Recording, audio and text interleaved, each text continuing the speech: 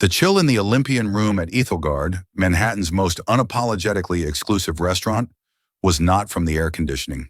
It was a frigid, soul-deep cold that emanated from the polished rosewood table, where a $10 billion deal was dying a slow, agonizing death.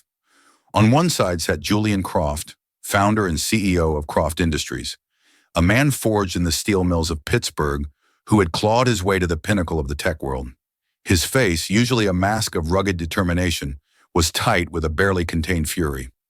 Across from him, Herr Dieter Wagner, the patriarch of Wagner Precisionstechnik, sat with the rigid posture of an old-world monarch, his pale blue eyes holding a look of profound, unyielding disappointment. For 4 excruciating hours, communication had fractured, then crumbled, then ceased altogether. The interpreter, a man with a prestigious degree and an even more prestigious hourly rate, had been dismissed 2 hours prior, his confidence shattered by the intricate dialect-heavy technicalities of Wagner's Swabian German. Now silence was the main course, and desperation was the only thing being served. Ethelgard was designed to be a sanctuary from the vulgarity of the outside world. Its hand-knotted Persian rugs drank the sound of footfalls, its damask-draped walls swallowed whispers, and its staff moved with the spectral efficiency of seasoned phantoms. Alara Vance, tray balanced on one palm, felt the room's toxic silence the moment she pushed through the leather-padded service door. She wasn't supposed to be in here. The Olympian Room was the domain of senior staff, men and women who had served presidents and royalty. But tonight, a sudden bout of food poisoning had sidelined the designated waiter, and Alara, with her quiet competence and knack for becoming part of the furniture, had been thrust into the breach. The manager's words had been a plea and a threat. Don't speak, don't make eye contact, don't exist. Just clear the plates and get out. From the corner of her eye, she saw him, Julian Croft. His image was plastered across business magazines, a modern titan. In photos, he radiated a restless, predatory energy.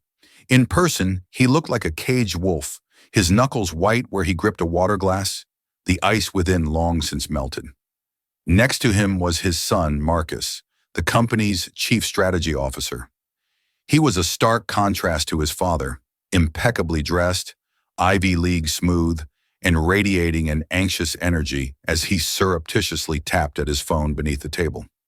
Opposite them sat the Germans. Herr Wagner, a man in his early 70s, possessed a stillness that was more intimidating than any outburst. It was a silence filled with the weight of history, of a company his grandfather had founded with little more than a dream and a single lathe. His 2 associates, engineers in their 50s, mirrored his granite stoicism. Their plates of pan-seared halibut, a dish that cost more than Alara's weekly rent, remained untouched, a silent testament to the evening's catastrophic failure. Alara knew the whispers from the kitchen. This was the final meeting, the last chance to merge Croft's innovative but volatile software empire with Wagner's legendary, unshakable German engineering. The deal was supposed to be Julian Croft's magnum opus, the move that would secure his legacy. Instead, it was becoming his public humiliation. Her job was mechanical: remove the untouched main courses, refill the water glasses, and vanish. As she moved with practiced invisibility around the table, she could not block out the pathetic, fractured attempts to bridge the linguistic canyon. The future, Julian Croft said, his voice slow and unnaturally loud, as if raising the volume could somehow conjure understanding. He held up his phone, showing a graph of projected growth. Big. Very big. Herr Wagner glanced at the screen with disdain before murmuring to his colleague in a low, rumbling German. The colleague replied, his tone sharp as broken glass. Alara, her hand hovering over a bread plate, froze for a fraction of a second. She understood every word. He shows us these childish pictures, Wagner had said. He thinks our legacy can be purchased with charts made by a boy. The colleague, a stern-faced man named Gunther, had replied, It is the American way. They have no past, so they can only sell the future. All gloss, no substance. A flush of heat crawled up Ilara's neck. It had been 5 years since she had been immersed in the language, 5 years since it had been the center of her universe. German was not just a skill for her, it was a lost love, a ghost limb that ached with the memory of what might have been. Her entire life, her academic ambitions, her planned future, all had been built around the complex, beautiful architecture of German philosophy and language, a future that had been stolen from her, leaving her in this gilded cage, clearing away the evidence of a cultural collision caused by men who were brutalizing the very things she had revered. She continued her silent orbit of the table, her body on autopilot while her mind spun. She saw her doctoral dissertation, half finished, on a forgotten hard drive in her cramped Queens apartment. Heimat and handwork, the linguistic symbiosis of community and craftsmanship in Germany's post-war Mittelstand. It sounded so impossibly grand now. She'd been the star of Columbia's Germanic Studies department, a prodigy on a full scholarship, destined for a professorship. Then a single phone call had vaporized that life. Her mother's diagnosis, a rare, aggressive cancer. The scholarship had no clause for indefinite leave. The life of the mine was a luxury she could no longer afford. It was replaced by the brutal, immediate calculus of medical bills, rent, and the need to care for her younger brother, Sam. She'd taken the first job that offered flexible hours and cash tips large enough to keep their heads above the crushing tide of debt. She had traded Kant and Heidegger for halibut and Chardonnay. Suddenly, Marcus Croft leaned forward, brandishing his phone like a weapon. "Father, I have an advanced translation app, enterprise level, and I took 2 years of German at Wharton. Let me try." Julian Croft looked at his son with the hollow eyes of a man who knew he was already defeated, but had to play out the final humiliating moves. "Do it. Anything." Marcus cleared his throat, a nervous, self-important sound. He angled the phone towards Herr Wagner and spoke, his accent a clumsy butchering of the language, his grammar an unforgivable mess. He was attempting to explain a complex point about supply chain integration, but what emerged was a jumbled, nearly incoherent string of words that sounded like a parody. Ilara had to physically restrain herself from wincing. It was worse than wrong. It was profoundly insulting. He was using the informal "du," a form of address reserved for family, close friends, children, and pets, when speaking to the deeply traditional Herr Wagner. It was the linguistic equivalent of throwing an arm around the old man's shoulders and calling him buddy. Wagner's piercing blue eyes narrowed. He said nothing, but a single muscle in his jaw twitched violently. With deliberate, almost ceremonial slowness, he picked up his heavy linen napkin, folded it into a perfect square, and placed it on the table beside his untouched plate. It was a gesture of absolute finality. A period at the end of a sentence that declared the evening, and the deal, was over. Julian Croft saw it. The last vestige of his composure shattered. He didn't shout. He didn't slam his fist. He placed his palm flat on the table and pressed down, a quiet, intense pressure that made the crystal glasses tremble. "This is a fiasco," he hissed, his voice a low, venomous thing, shaking with the kind of rage that comes from utter helplessness. "Billions of dollars, 5 years of my life, evaporated, all because no one in this goddamn room can form a coherent sentence in German." The silence that followed was absolute, heavy enough to suffocate. The weight of failure pressed down on every person, a physical presence in the air. Ilara stood frozen by the service station, the heavy silver tray in her hand suddenly feeling like it weighed 1,000 pounds. She was trapped, an unwilling spectator at a corporate execution. She saw the deal dying. She saw the American frustration and the German disgust. But she heard something else too. She heard the silent screams of misunderstanding, of two worlds colliding not out of malice, but out of a profound, tragic ignorance. And in that moment, a reckless, terrifying, career-ending idea sparked in the ashes of her abandoned ambitions. An idea that could see her humiliated and thrown out onto the street. Or just maybe, it could change everything. The air in the Olympian room was now thick with the sour taste of defeat. Julian Croft's contained explosion had ripped away the last thread of corporate decorum, exposing the raw, ugly truth of their impasse. He was breathing heavily, his face pale, his gaze flicking between the stony-faced Germans and his own dejected son. He looked like a king who had just lost his empire in a game of cards. Herr Wagner pushed his chair back. The sound of the heavy wood scraping against the marble floor was a mournful groan, an unmistakable signal of departure. His two associates began to close their leather briefcases with crisp final snaps. The end had arrived. "Please," Julian said, the word cracking with a desperation he clearly despised. He looked at Wagner, a plea in his eyes. "Herr Wagner, there must be a way. This is a technicality. The numbers work. The logic is sound." Wagner looked at him, and for the first time, an emotion other than disdain crossed his face. It was pity, which was somehow worse. He replied in German, his voice calm and measured, directed at his colleagues but intended for the whole room to feel its weight, even if they couldn't understand the words. Ilara, standing motionless by the wall, felt the sentence land like a physical blow. "The logic is irrelevant when the trust is absent," Wagner stated. "They have not shown us the courtesy of understanding our principles. How can they be trusted to protect our legacy?" Marcus Croft, driven by a foolish need to redeem himself, held up his phone again. "Father, the app says he's concerned about the trust foundation. It's a bit vague. Maybe he's talking about the financial underpinnings?" It was a pathetic, literal translation that completely missed the soul of the statement. Marcus had taken a profound declaration about honor and legacy and reduced it to a piece of corporate jargon. "The foundation? What the hell does that mean?" Julian growled, his frustration mounting. "Are we talking about the building? The company's founding date? What?" "I think he means the basis of the deal, sir," Marcus stammered, sweat beading on his upper lip. "The groundwork for respect." He was making it worse, digging the grave of the deal deeper with every fumbled word.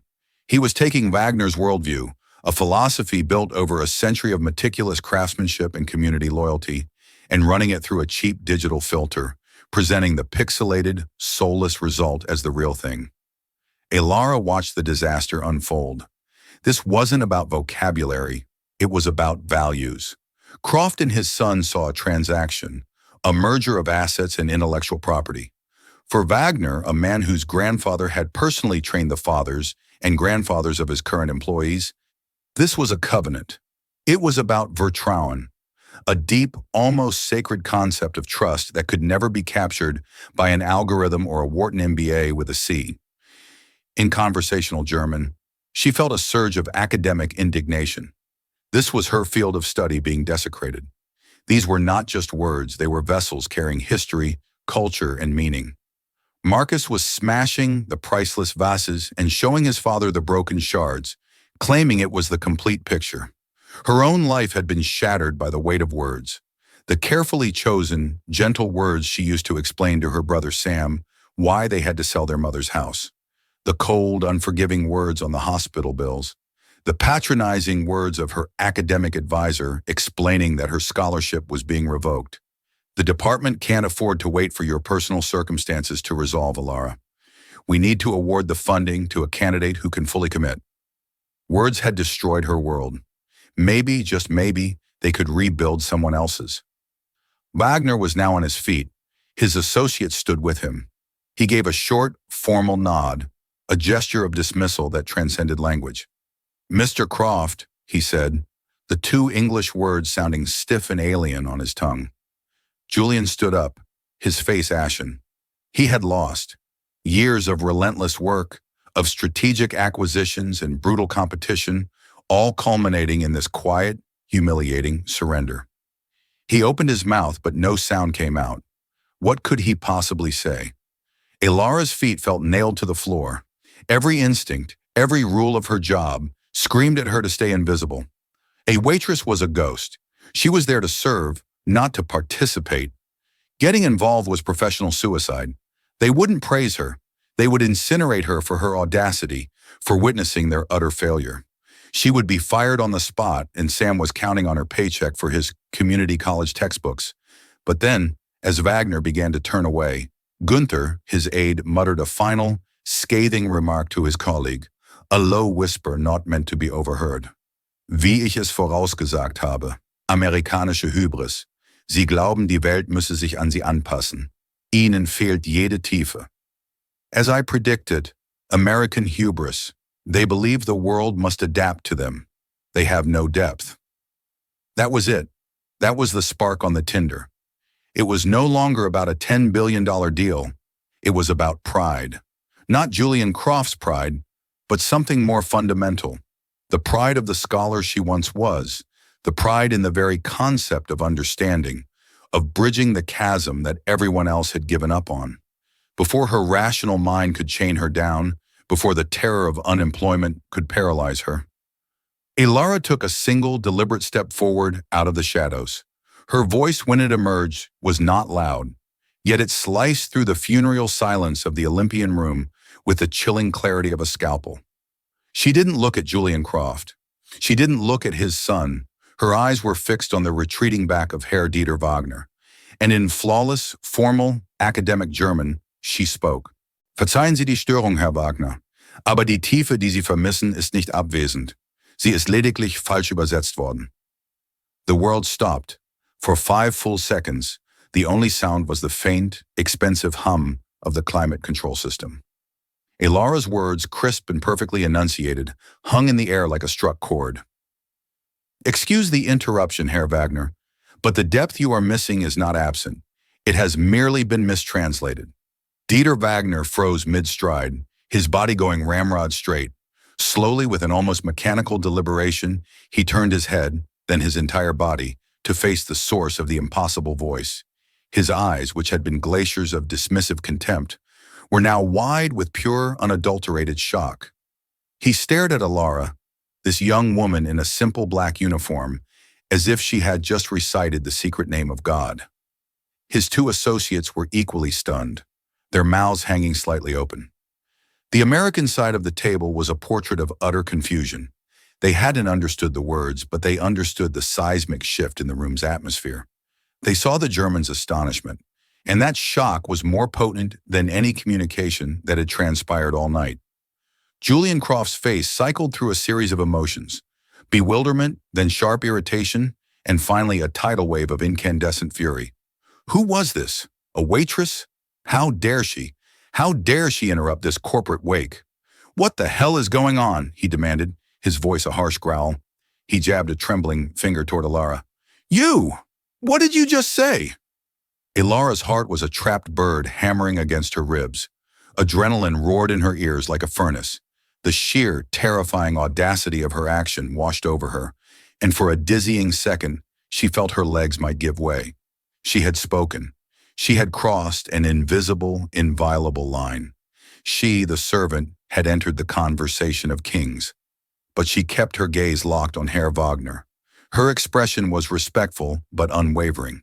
The scholar in her had taken control, the part of her that knew this was not an act of insubordination, but the presentation of a thesis. Wagner took a hesitant step toward her, his eyes scanning her face, searching for an explanation to this surreal turn of events. He replied in German, his voice no longer flat, but laced with a cautious, disbelieving curiosity. Sie sprechen Deutsch? You speak German? It was not a question so much as a statement of profound disbelief. Ja, mein Herr, Ilara replied, maintaining the formal address. Ich habe es studiert. Ihre Sprache, Ihre Philosophie, Ihre Ingenieurskunst. Sie sollten mein Lebenswerk sein. Yes, sir, I studied it. Your language, your philosophy, your engineering art, they were to be my life's work. The phrase, mein Lebenswerk, my life's work, was chosen with surgical precision. It communicated a level of devotion that went far beyond a college minor. It was a password, a signal to Wagner that she was not a mere translator. She was an initiate into the very soul of his culture. On the American side, confusion was curdling into rage. Marcus, what are they saying? Julian snapped, rounding on his son. Marcus looked pale, his confidence completely gone. I don't know, Father. Her accent is very thick. It's some kind of regional dialect, I think. It was not a dialect. It was pure, crystalline High German, and Marcus's inability to even recognize it laid bare the pathetic inadequacy of his earlier claims. Julian Croft's eyes, however, were now locked on Ilara, a dangerous light dawning in them. "You," he said, his voice low and menacing. "Waitress, what is your name?" "Ilara Vance, sir," she answered, her voice miraculously steady, though the hands hidden behind her back were shaking uncontrollably. "Miss Vance," Croft said, his tone dripping with sarcasm and threat, "you are fired. Collect your things and get out of this room. You have no comprehension of the damage you have just done." He started to turn back to the Germans, intending to offer a final, groveling apology for the bizarre interruption from his hired help. But Herr Wagner wasn't looking at him. He was still looking at Ilara. He held up a hand, a clear, authoritative gesture for Croft to be silent. He addressed Ilara again in German. "You said the depth was mistranslated. Explain yourself. What was misunderstood?" This was it, the precipice. She could apologize, scurry away with her termination, and disappear back into the anonymity of her life. Or she could leap. She took a deep breath. "Your colleague," she began, her German flowing with an academic precision she hadn't summoned in years, spoke of American hubris, of a lack of depth.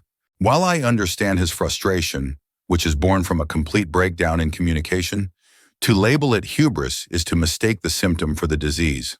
She paused, letting the carefully constructed argument find its mark. Wagner's expression had transformed into one of intense intellectual focus. He was no longer looking at a waitress. He was listening to a lecture from a peer. "The issue here, Herr Wagner, is not a lack of depth, but a fundamental difference in corporate teleology," Ilara continued, her confidence growing with each sentence. "Mr. Croft and his team view this merger through a lens of disruptive innovation, shareholder value, and quarterly growth. It is a transactional worldview focused on the future. You, Herr Wagner, and your company, which has borne your family's name for over a century, view it through a lens of legacy, craftsmanship, and a trust, a Vertrauen, that is meant to span generations. It is a covenantal worldview rooted in the past. He is speaking the language of finance. You are speaking the language of philosophy. And until this moment, you have had no one to interpret the meaning, only the words." When she finished, the room was so profoundly silent that she could hear the frantic thrumming of her own pulse. She had done it. She had diagnosed the core of the conflict that millions of dollars in consulting fees and high-priced lawyers had failed to identify. And she had done it while defending the very man who was in the process of firing her, to the man he had offended. Julian Croft stood there, a statue of impotent fury and confusion. He knew something extraordinary was happening, but he was locked outside, a deaf man at a symphony. Herr Wagner stared at Ilara for a long, unblinking moment. Then he turned to Julian Croft. For the first time that night, he spoke to him in slow, heavily accented, but perfectly intelligible English. "Mr. Croft," he said, his voice a low, commanding rumble, "I do not think we will be leaving after all."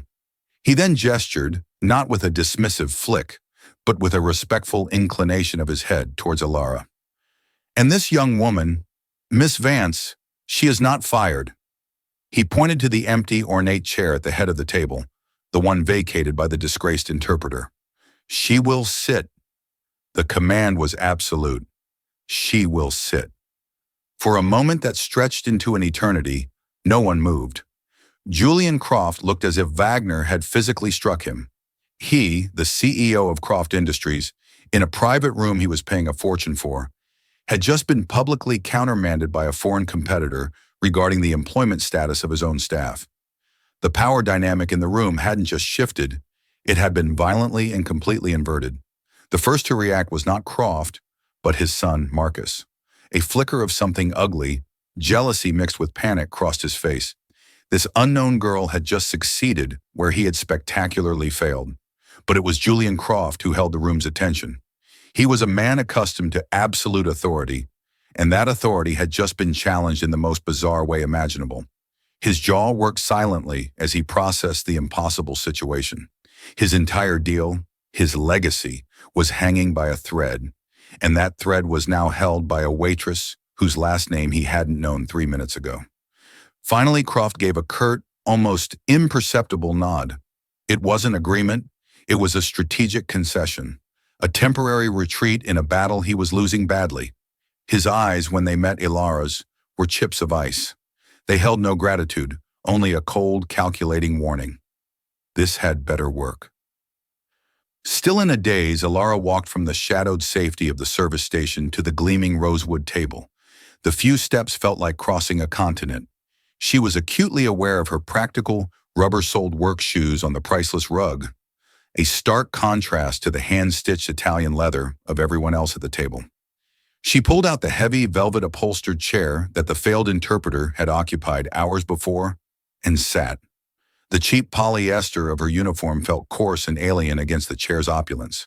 She folded her hands on the table, her waitress instinct screaming in protest at the terrifying new reality of her position. "So," Wagner said, reverting to German and addressing Alara directly, his tone now that of a professor beginning a Socratic dialogue. Mr. Croft was speaking of the future, of synergy, a word we Germans know, of course, but his meaning was hollow. "Tell me, Miss Vance, what is his vision? Explain it to me, not in his empty corporate phrases, but in a way that a man who builds things with his hands, a man who honors his grandfather's name, would understand." Every eye in the room swiveled to Alara. Julian Croft's gaze was a potent cocktail of suspicion and grudging necessity. He was trapped. His empire now rested on the shoulders of this young woman. Alara turned to him. Her voice was quiet but carried the weight of the room. "Mr. Croft, Herr Wagner asks you to explain your vision for the synergy between your companies. He asks that you do so not as a CEO speaking to an acquisition target, but as one craftsman speaking to another." Croft blinked, momentarily thrown. He was accustomed to speaking in the language of EBITDA, market disruption, and shareholder returns. "A craftsman?" "Yes, sir," Alara affirmed. "He values things that are built to last. He needs to understand what you intend to build with him, not just what you intend to buy from him." This reframing of the question was like a key turning in a lock. It bypassed the corporate jargon and went straight to the heart of the matter. Croft was silent for a long moment, the formidable gears of his mind visibly turning. He looked at Herr Wagner, truly looked at him for the first time, not as a stubborn obstacle, but as a fellow creator. "All right," he said, his voice changing. The raw anger was gone, replaced by a focused intellectual fire. "All right, tell him this." He began to speak and Alara began to translate, but she was doing more than translating. She was transmuting.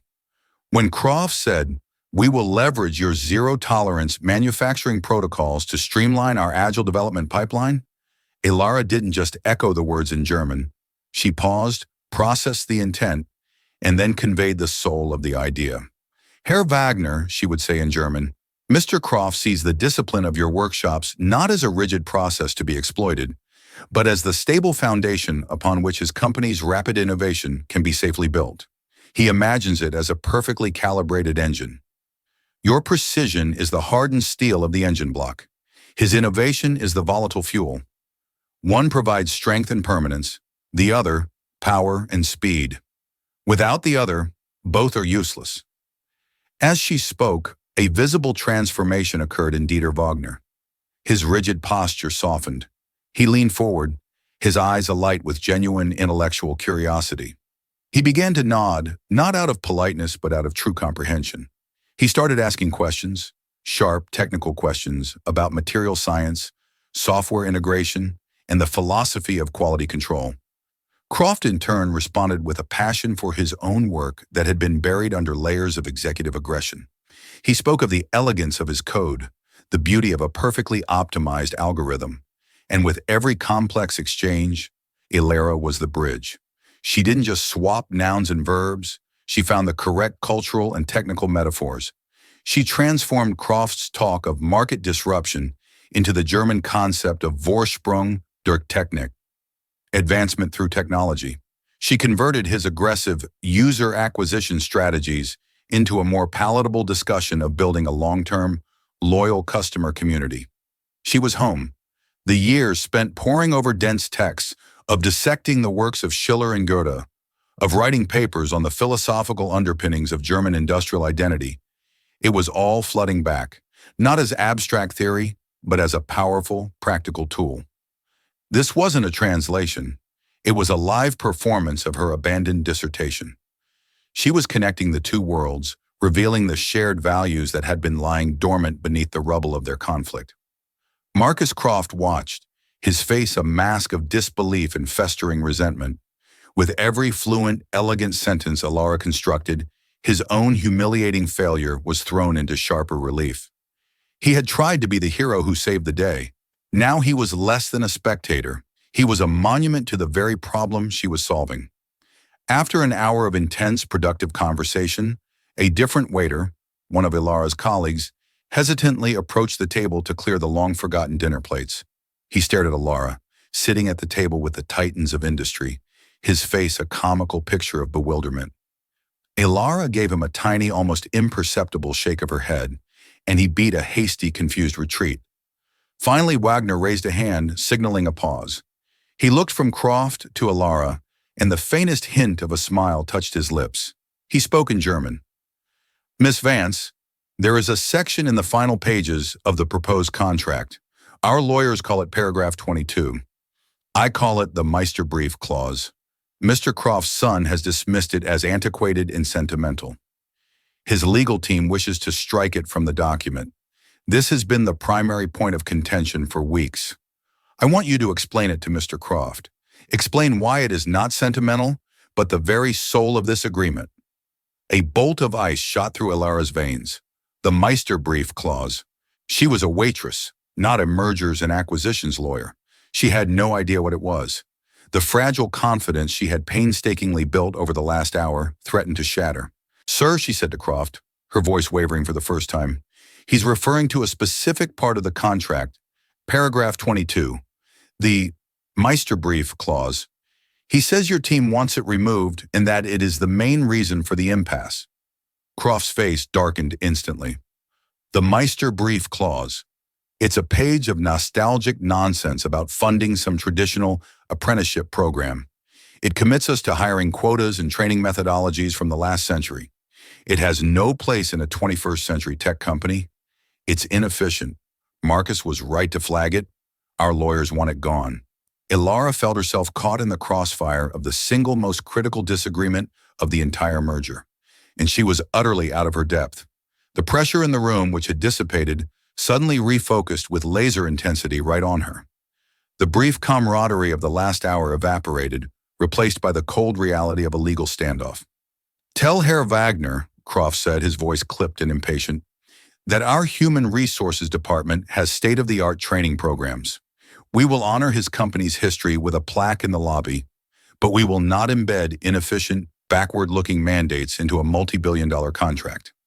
Ilara took a steadying breath, her mind racing. A direct translation of Croft's dismissive tone would detonate the fragile peace she had brokered. She turned to Wagner. "Herr Wagner," she began in German, choosing her words with extreme care. "Mr. Croft acknowledges the historical significance of the Meisterbrief. However, his advisors are concerned that its traditional structure may not integrate seamlessly with the agile operational framework of the parent company. They propose honoring the spirit of the clause through a modern corporate training initiative rather than a direct contractual obligation." She had softened the blow, but the message was the same. The clause was a deal breaker. Wagner listened, his expression unreadable. When she finished, he didn't reply. Instead, he reached into his briefcase, retrieved a single sheet of paper, and slid it across the polished table to Ilara. It was a copy of paragraph 22, written in dense German. "Read it, Fräulein Vance," he commanded. "Read it not with the eyes of a lawyer, but with the eyes of a scholar. Then you will understand." Her hands trembled slightly as she picked up the paper. The text was not dry legalese. It was, as Croft had said, almost poetic. It spoke of the company's duty not just to its shareholders, but to its community, its Heimat. It stipulated that the Wagner apprenticeship program, the Meisterbrief, would be preserved and funded in perpetuity. It was a commitment to training the next generation of local craftsmen, not as mere employees, but as custodians of a tradition. It was a promise that the factory would never become a soulless automaton, but would remain the beating heart of the town that had grown up around it. It wasn't inefficient. It was a covenant between a company and a community. It was the very soul of his company, codified. It was everything her dissertation had explored. They didn't just build components, they built citizens. They didn't think in fiscal quarters, they thought in human generations. Croft's team saw a liability. Wagner saw a sacred promise to his grandfather. Then Alara saw it. At the bottom of the page was a small typed annotation, initialed MC. It read, "Client's emotional sticking point, redundant with corporate HR. Recommend removal for efficiency gains. Core value is sentimental, not quantifiable." MC Marcus Croft. Her eyes flickered to him. He was watching her, a drop of sweat tracing a path down his temple. He had been the one to review the clause. He had been the one to frame it for his father's lawyers.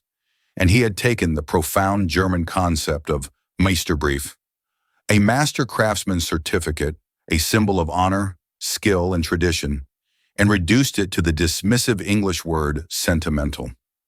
He hadn't just failed to translate, he had actively editorialized, stripping the clause of its immense cultural weight. Whether through ignorance or a deliberate attempt to streamline the deal for his impatient father, the result was the same, a catastrophic misrepresentation. He had diagnosed the heart of the company as a benign tumor and recommended its removal. This was the source of the infection. The misunderstanding hadn't started tonight in this room. It had been festering for weeks, seeded by this shallow, ignorant memo. "I understand," Alara said softly, looking up from the paper directly into Wagner's eyes. Her voice was now filled with a quiet, unshakable authority. She turned to Julian Croft.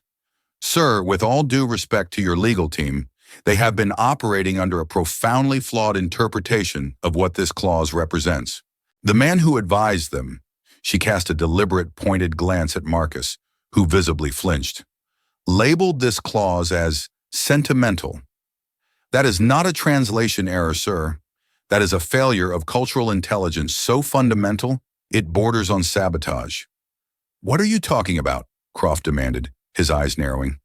"This isn't just an apprenticeship program, Mr. Croft," Alara explained, her voice ringing with the passion of her lost academic field. "The Meisterbrief is the bedrock of his company's identity. It's a social contract.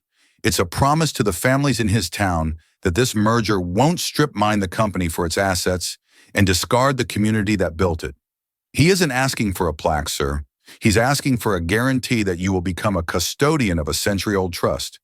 This entire negotiation, this dinner, all of it, it has been a test. He needed to know if you were a partner who would protect his legacy or just another corporate raider who would devour it." The room was utterly still. Alara had just performed open-heart surgery on the deal, laying bare the deep-seated blockage that had been killing it for weeks.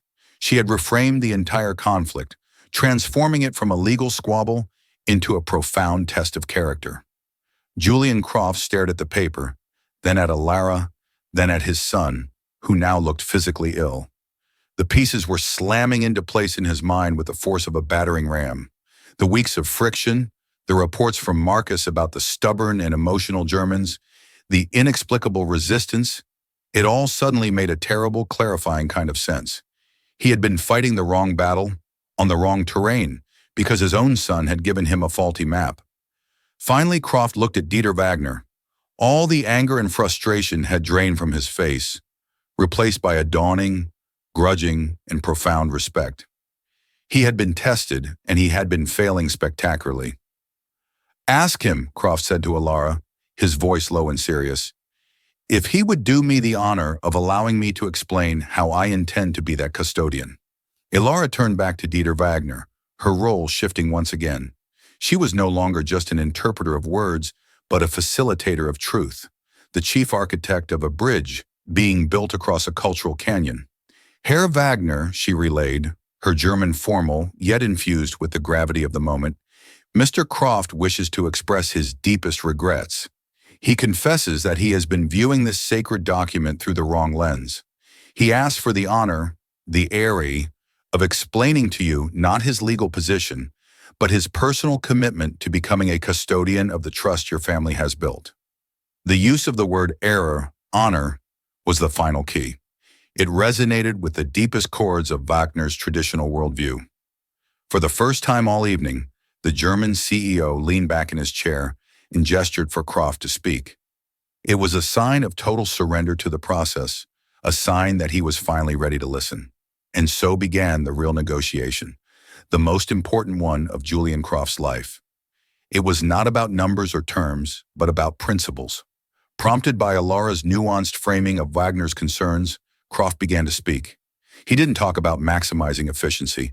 He talked about his own grandfather, a man who had started a small tool and die shop in his garage in a soot-stained Pittsburgh neighborhood.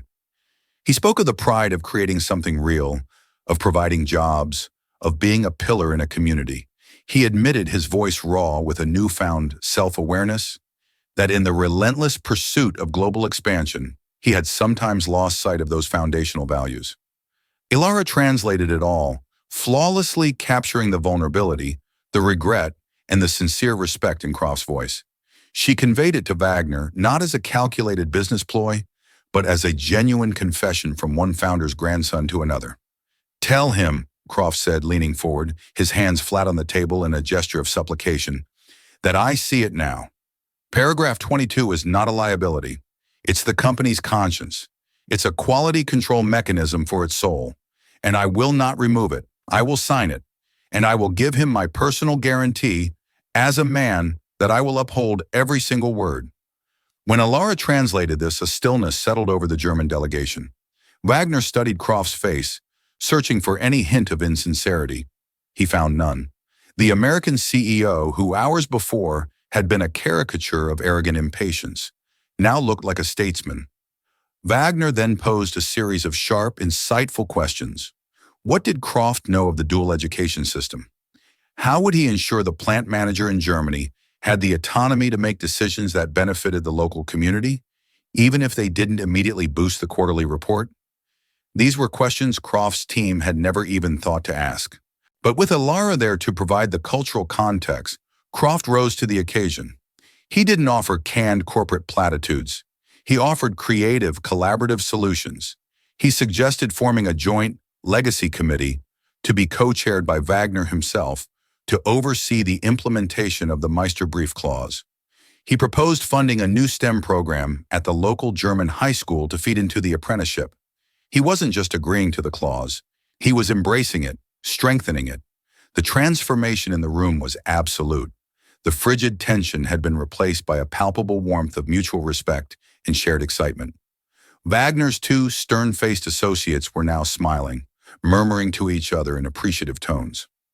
Finally, after nearly 2 more hours of constructive dialogue, Dieter Wagner stood up. Julian Croft and his son immediately rose as well. Wagner walked around the table until he stood directly in front of Alara. He looked down at her, his pale blue eyes no longer icy, but filled with a deep, sincere gratitude. "Fräulein Vance," he said in German, his voice resonating with emotion, "in my 72 years, I have worked with ambassadors, chancellors, and the most expensive consultants in the world. I can state without reservation that you are the most brilliant and effective communicator I have ever encountered. You did not just translate our words tonight. You translated our souls." He then switched to his careful English for all to hear. "You have saved this great enterprise." He turned to Croft and extended his hand. "Mr. Croft, we have a deal. Send the contract in the morning. Do not change a single comma in paragraph 22. Croft grasped his hand, a wide, genuine smile of relief breaking across his face. "You have my word, Dieter." The handshake was firm, the deal sealed. As the two CEOs shared a quiet laugh, Julian Croft's attention turned to his son. His voice, now devoid of all heat, was as cold and sharp as a shard of ice. "Marcus," he said, not even looking at him directly, "Human Resources will have a package for you in the morning. Your services as Chief Strategy Officer are no longer required at this company." Marcus stared at his father, his face crumbling. "Father, please. It was a mistake." "It was not a mistake," Croft cut him off, his voice lethally quiet. "It was a failure of character. You took a shortcut. You showed contempt for a partner, and you almost cost this company its future. I am reassigning you. You're going to be assistant to the plant manager in Germany. You will enroll in the Meisterbrief program. You will learn the language properly, and you will learn what it means to build something with your hands. You will learn what honor and legacy actually mean. In 5 years, if you have proven yourself, you can reapply for a junior management position. If not, you are out. That is my final word." Marcus looked as if he had been physically struck. Without another word, he turned and fled the room, a ghost leaving the scene of his own demise. The path of destruction carved by his ambition was finally clear, and in its place stood Alara, the quiet waitress who had single-handedly resurrected a $10 billion legacy. Julian Croft now turned to her, his expression a complex tapestry of gratitude, embarrassment, and awe. "Miss Vance," he began, "I believe we need to discuss your future." The aftermath was surreal. The Germans, now warm and effusive, were sharing a celebratory glass of schnapps with Croft. The oppressive tension had evaporated so completely it felt like a hallucination. Amidst the bonhomie, Alara sat, a quiet island of disbelief. She had walked into this room to clear plates and was walking out having redrawn the map of two global corporations. After seeing the Germans to their car, Croft returned to the now empty Olympian room, where Alara was waiting. He pulled up a chair and sat across from her, not as a CEO to a subordinate, but as an equal. "I was wrong, he said bluntly, his voice free of its earlier arrogance. "I was dismissive, I was rude, and I fired the single most valuable asset in this entire negotiation. I apologize." "It's all right, Mr. Croft," Alara murmured, still processing the whirlwind of the last few hours. "You were under immense pressure." "That's an excuse," he countered, waving it away. "Pressure reveals character. Mine was lacking. Yours was extraordinary. What you did tonight wasn't just about knowing German. You understand the why behind the what. That's a rare gift." He paused, studying her. "I had my assistant do a search while I was talking with Dieter. Columbia University, doctoral candidate, Germanic studies, full scholarship, top of your class." He shook his head in wonder. "What happened?" The question was direct, but the tone was one of genuine curiosity, not judgment. For the first time in years, Alara felt no shame as she told her story. She spoke of her mother's illness, the mountain of debt, her brother Sam's future, and the dissertation on German industrial philosophy left to languish on a hard drive. Croft listened without interruption, his gaze intense. When she finished, he was silent for a long moment. "You sacrificed your dream for your family," he stated. "It wasn't a question. That's honor. That's legacy. The very things I was too blind to see in Wagner's contract. You've been living them every day." He stood up. "I'm not going to offer you a job, Miss Vance. That would be an insult to your talent. This is a deployment. I am creating a new position at Croft Industries, effective immediately. Director of International Communications and Cultural Integration. It's a senior role reporting directly to me." He saw the shock on her face and pressed on. "This isn't a reward. It's a necessity. I need you to ensure we never walk into a room this blind again. I need someone to be the custodian of our conscience as we grow. The starting salary will erase your family's debt and pay for your brother's education, with plenty to spare. And the company will fund the completion of your PhD on your own schedule. We'll hire a tutor, a research assistant, whatever you need." Alara stared at him, speechless. "Director?" The words seemed to belong to another language. I don't know what to say," she stammered. "Just say yes," Croft said, a ghost of a smile on his lips. "Frankly, Miss Vance, after tonight, I think we both know I need you far more than you need me." An hour later, Alara walked out of Ethelgard for the last time. The cold New York wind whipped at her face, but she barely felt it. She was no longer an invisible waitress. She was Alara Vance, the woman who understood the poetry of engineering, the one who could hear the silent language of a company's soul. Her past was not a tragedy that had derailed her life. It was the crucible that had forged her. And her future was no longer a question of surviving until the next rent check, but of striding into boardrooms and ensuring that no one's truth, no matter the language it was spoken in, would ever again be lost in translation.